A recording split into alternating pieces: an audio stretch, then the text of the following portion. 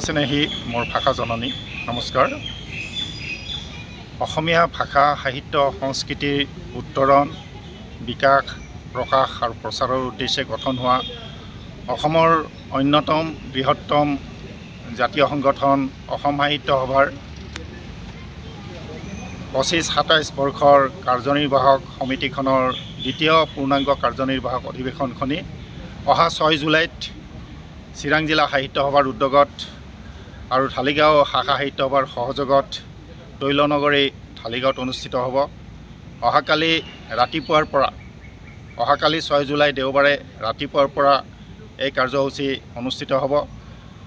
সমগ্ৰ অসমৰ বিভিন্ন স্থানৰ কাৰ্যনিৰ্বাহক সমিতিৰ বিষয়ববীয়া সদস্যসকল আহি ইতিমধ্যে আমাৰ মাজত কিছুসংখ্যক জিলাৰ পৰা উপস্থিত হৈছেহি। অসম সাহিত্য সভাৰ সন্মানীয় সভাপতি ডক্টৰ বসন্ত গোস্বামী প্ৰমুখ্যে সমূহ বিষয়ববীয়া আৰু সদস্যক আমি চিৰাং জিলা সাহিত্য সভাৰ তৰফৰ পৰা স্বাগতম জনাইছোঁ, আদৰণি জনাইছোঁ। আৰু আমাৰ প্ৰস্তুতি ইতিমধ্যে ব্যাপক প্ৰস্তুতি হৈছে। যোৱা ২০ মে'ত আমি এখন অতি শক্তিশালী অভ্যৰ্থনা সমিতি গঠন কৰি দিছিলোঁ আৰু এই অভ্যৰ্থনা সমিতিখনে সৰ্বতোপ্ৰকাৰে এই কাৰ্যনিৰ্বাহক সভাখন সফল কৰি তোলাৰ বাবে আপ্ৰাণ চেষ্টা চলাইছে।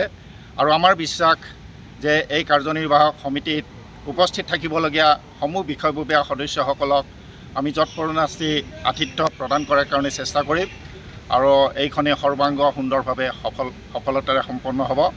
আৰু আমি সমূহ চিৰাং জিলাবাসী ৰাইজক আন্তৰিকতাৰে এই কাৰ্যনিৰ্বাহক অধিৱেশনখনে সফল কৰি তোলাৰ কাৰণে সহযোগিতা কামনা কৰিছোঁ। ধন্যবাদ।